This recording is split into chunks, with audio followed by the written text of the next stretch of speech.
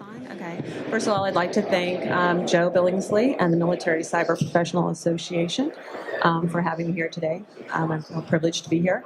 Joe is also, can you hear me? Okay. Joe is also an instructor at George Washington University, so I'm happy to have him as part of our program. And I believe we may have someone who's a student. Raise, yeah, all right. So we've got some George Washington University representation here too today. So today I'm here to talk to you about cyber influence. A lot of things that have been going on today. If you take a look at what happened with the recent elections, I'll just take this out. That's one area of cyber influence. We're going to look at what is cyber influence. Stand right here. Oh, okay. What is cyber influence? We'll look at examples and implications, including Chechnya and Russia, Arab Spring, the elections, and some other uses of cyber influence to infiltrate a target. We'll look at some current strategies with the US, Russia, and China, and talk about some potential concerns. This is going to be a brief overview of all of these topics today. So just before President Obama left office, he made a statement to the press and said, you know, I don't think I underestimated Mr. Putin, but I think that I underestimated the degree to which in this new information age, it is possible for misinformation, for cyber hacking, and so forth to have an impact on our open societies, our open systems, to insinuate themselves into our democratic practices in ways that I think are accelerating. So the important part of that is they're accelerating. This is not something new, but they're accelerating, and the use of cyberspace to be able to do this is expanding. So what is cyber influence? What do I mean by that? Cyber influence can be anything from marketing. I mean, we influence each other every day. What we say, what we do, how we act. Salespeople are constantly trying to influence us to purchase things. On a national level, influence can be considered an element of power. There's diplomacy, information, military, economic power. And information could be, influence could be considered an element of that. Cyber influence exploits information to gain a position of advantage. So how can I leverage information to have an advantage? It's been used by nation states. It will be, and it will continue to be part of a larger strategic approach. And let me go back. Sorry about that. Oh, I'm going the wrong way here. And it includes a two-way process. So that means I might be trying to influence you. I might be using something in cyberspace to influence you, but unless you act on it, I don't know how I've influenced you. I don't know if I've influenced you at all in your thinking or when that influence will take place. There's 6 bases of social power: informational, coercive, reward, legitimacy, expert, and referent power.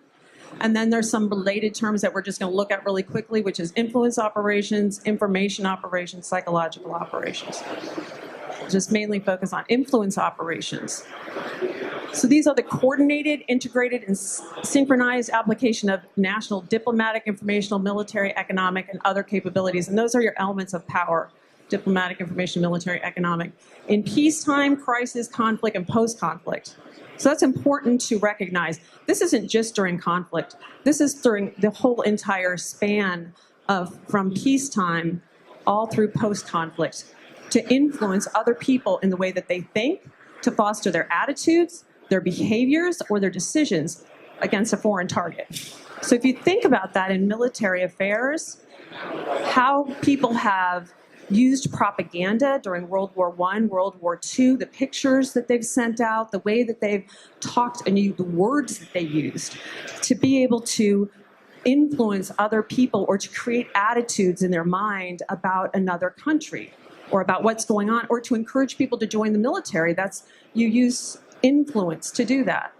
And if you look at some of the World War II cartoons, even some people talk about Rocky and Bullwinkle with Natasha and Boris.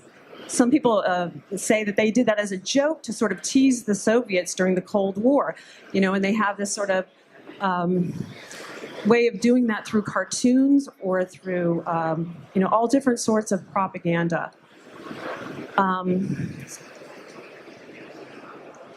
So it's also, information operations is also the integrated employment during military operations of information-related capabilities in concert with other lines of operation of influence to disrupt, corrupt, or usurp the decision-making of adversaries and potential adversaries while protecting its own. So you're trying to protect yourself, and you want to affect the decision-making of an adversary. And what a great concept. And what a great concept to do that. If you think about what that other slide said during peacetime, this is a time where you would consider maybe peacetime in general. I mean, there's wars going on right now. But in peacetime, how are other countries perhaps manipulating our ideas or trying to shape our ideas that could be divisive or undermining in a way to weaken our structure or our nation? And those are things that nation states look at. How can I do this? How can I win a war without even fighting the war? And it starts out by controlling the minds of the other people or influencing the minds of other people. And then here again is influence operations employ capabilities to affect behaviors. And that's, again, affecting the behavior. We're talking about using influence to then change a person's behavior. And if you think about it, when you're online, there's things called stumble upon. Or if you look at Amazon, sometimes you'll buy something, you'll say, since you liked this, what about this? And what it's doing in a very subtle way is it's shaping your buying, purchasing behaviors. Because you're like, oh yeah, I like this. Instead of looking for something on your own, you're allowing someone else to suggest other things for you to look at and purchase and spend money on. And that's a lot of power. If you think about little jingles that you might have heard on commercials when you were little, the songs that might go through your head, that you just identify and you're like, oh yeah, Coke, or, you know, those brandings are very powerful and they influence people to purchase because later subconsciously they make purchasing decisions without even realizing it. And there's a whole strategy to that that's not only about marketing, but it's also about military influence and nation states trying to influence other cultures. There's lots of different things you could read about in terms of influence, but there are some six approaches that I'm going to discuss with you right now. Reciprocity is one of them. So if I give you something, and I give it to you and I say, you don't have to give me anything back, there's sometimes an obligation where somebody says, well, you know, I want to do something nice for that person because that person just gave me $50. Why would they do that? You know, you sort of feel beholden to them. So later I might say, hey, you know, do you want to come with me to this? Oh, sure, you gave me, you're a nice person. Or commitment and consistency. You might select something and decide, you know what, I'm just going to stay with it. I like this brand. I like, you know, I do this all the time, so I'm going to stay with this. These are my friends. This is where I shop. This is where I live. Social proof. If something's endorsed by people that you trust, you're going to be more likely to be influenced by that later. People comply with the requests made by people that they like. If you like someone, so you know, you're more likely to do something for somebody that you like rather than somebody that you don't like. So if somebody wants to social engineer you or someone wants to influence you, the first step they might do is try to get you to like them. I want this person to do something for me, not right now, but at some point later in the future. So why don't I start thinking about using one of these approaches to be able to influence them?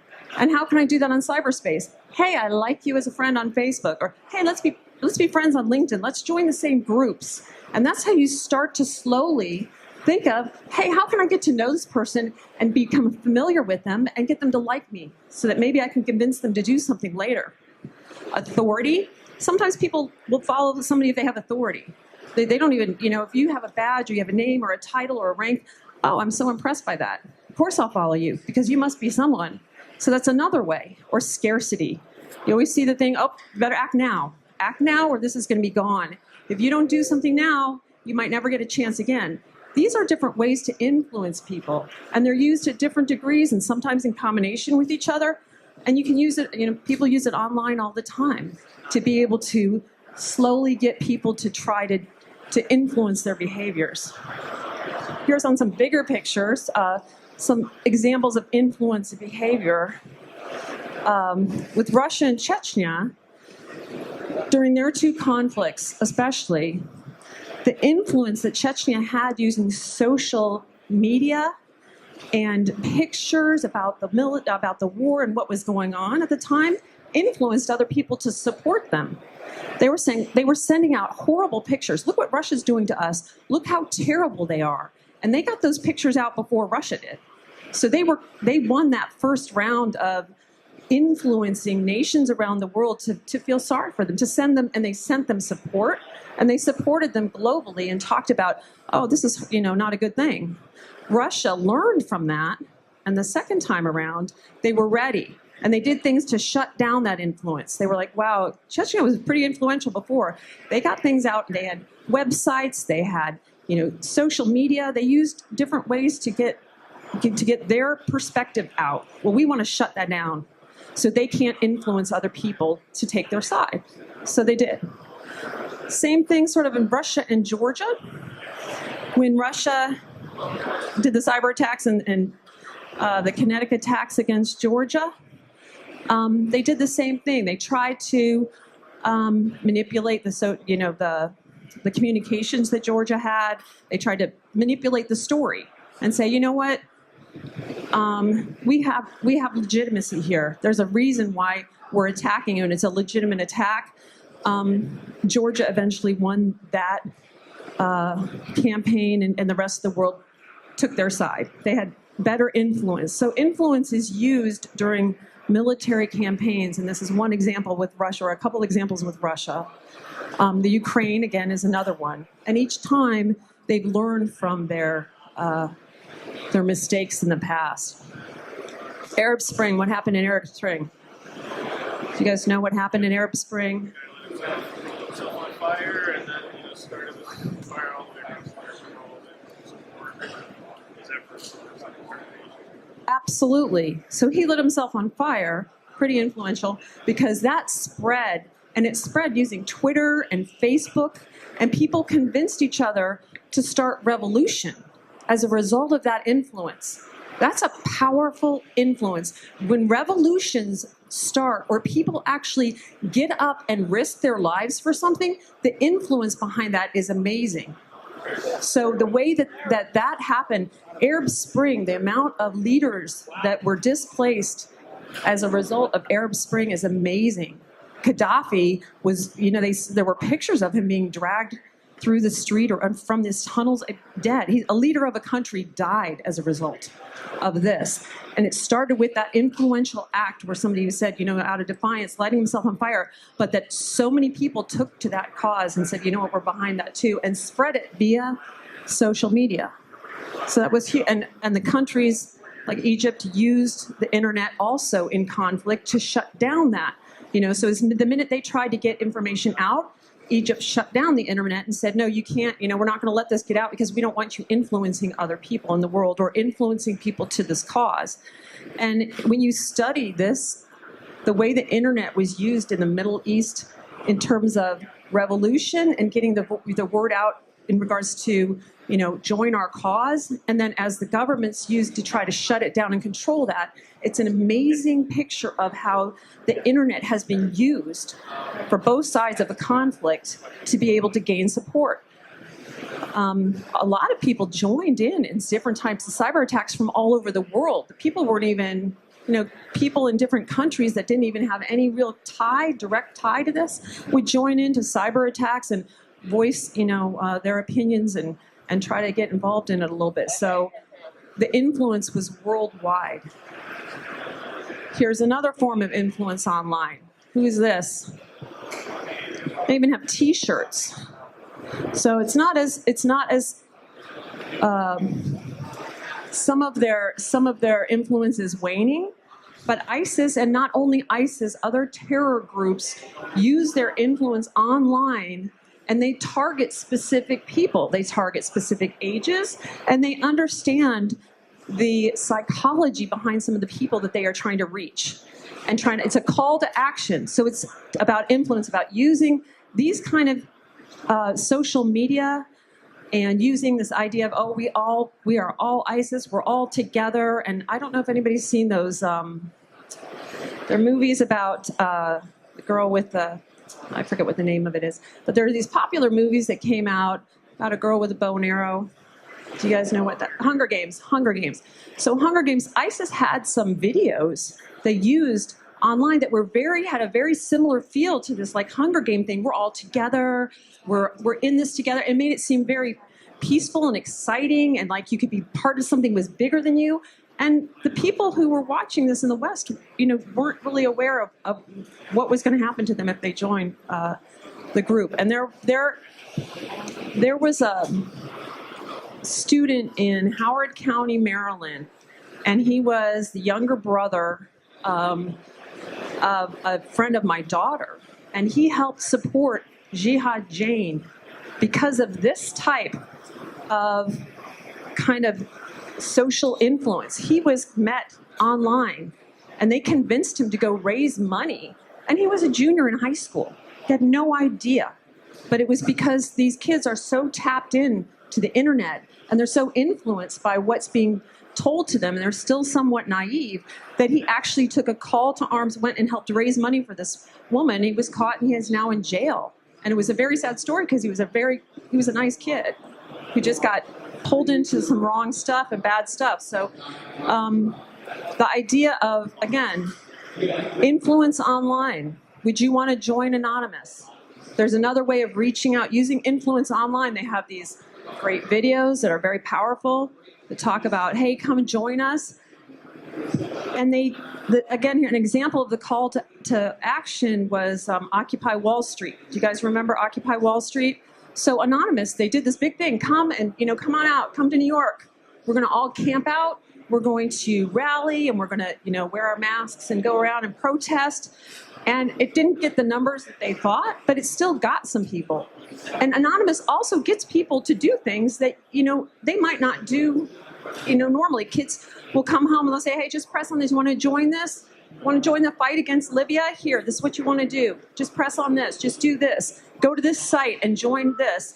And people get involved in doing things they're not even really aware of the consequences because of the cyber influence, because the influence when they're online. And there are so many, especially younger people online right now, that are reached out to by groups like this.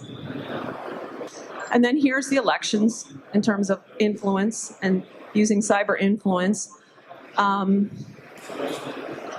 It's not new, but the idea that another country would steal information or post information out online to try to influence people within the United States or within another country to make decisions and impact their electoral process is pretty huge. And that's a pattern that Russia has, is that they have been involved in different countries trying to impact their electoral process.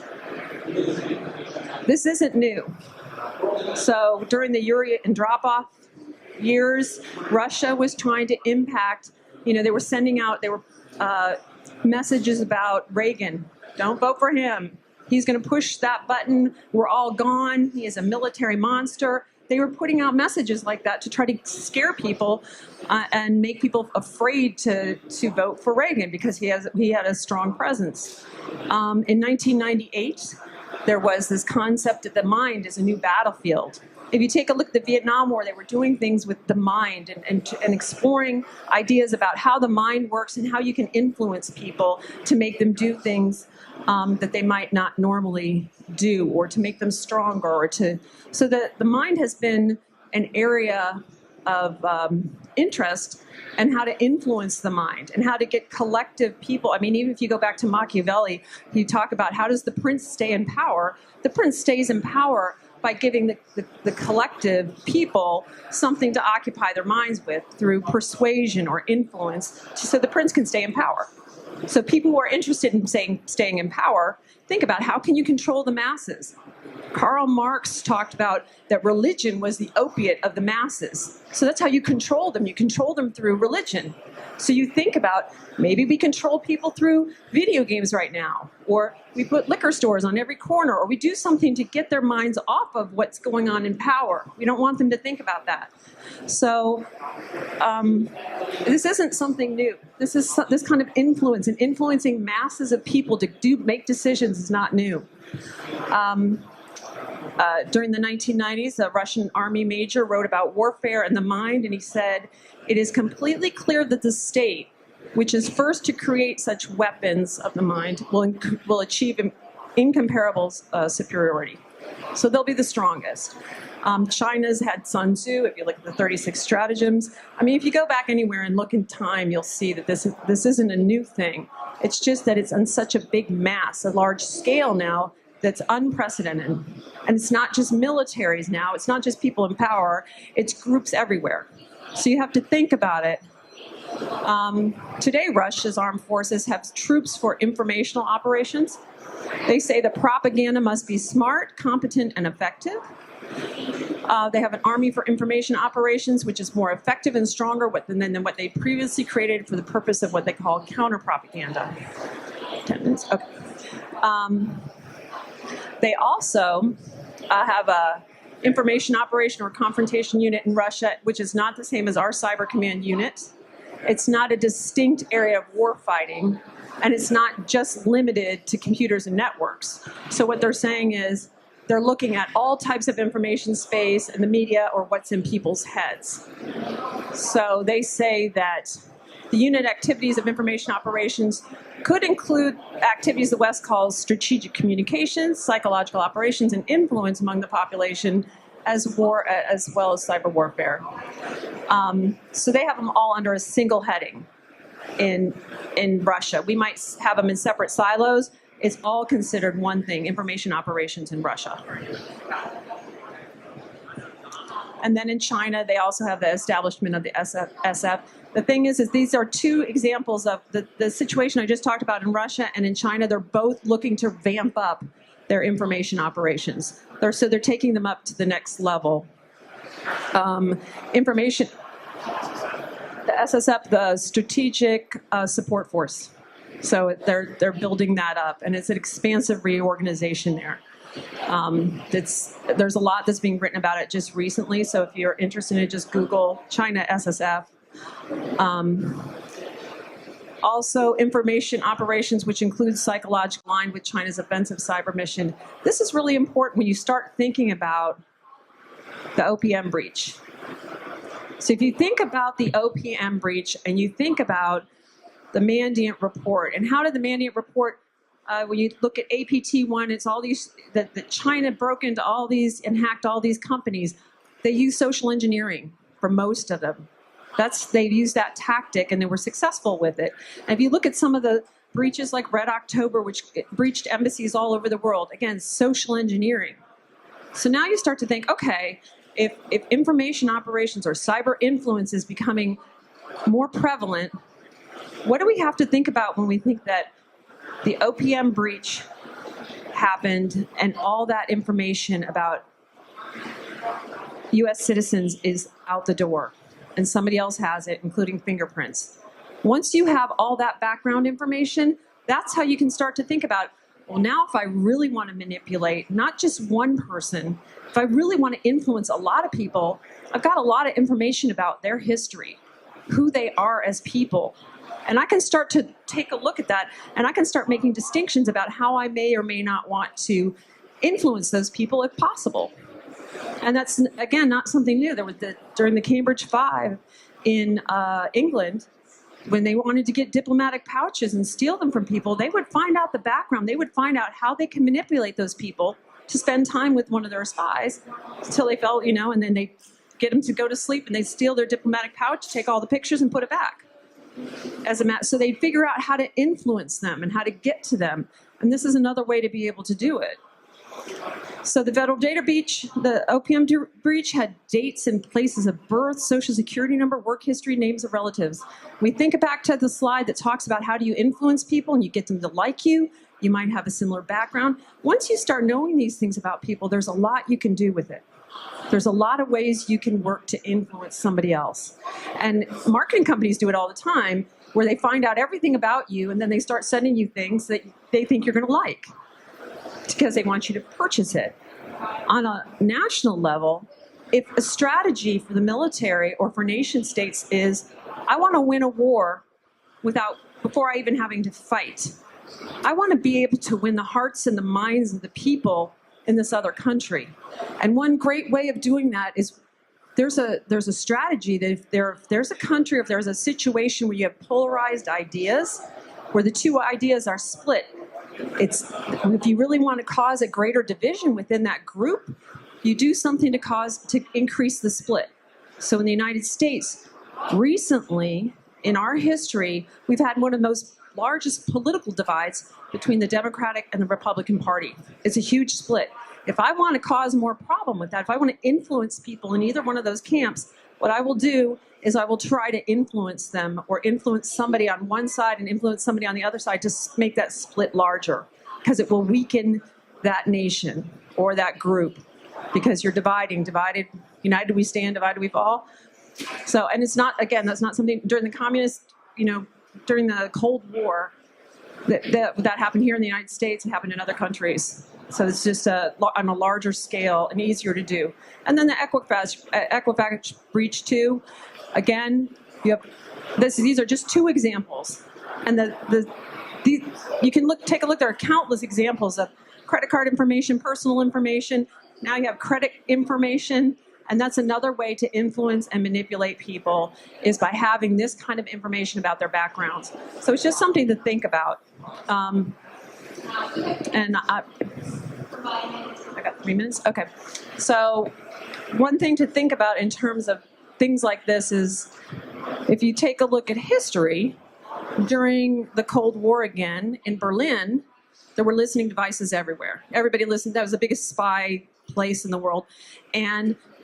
Or one of them, and you had listening posts. So anytime an American GI would call home, or if there was something on, somebody could pick up on the telephone, he was like, oh, okay, I'm either having trouble in a romantic relationship, or if I'm having money problems. That was a time where people were like, oh, okay, so then the Soviets would think, okay, this is a time to now contact that person. This is somebody who we at least could find a vulnerability here. That's the same sort of thing here with this credit card information that's out there. It's a potential where somebody could exploit that. Or again, with the OPM breach, where they have everything about somebody's background, they can exploit that.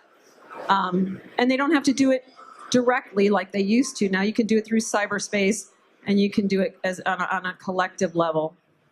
So it's just something to think about. I'm going to wrap it up now. If you have any questions. Let's see. Any questions about cyber influence?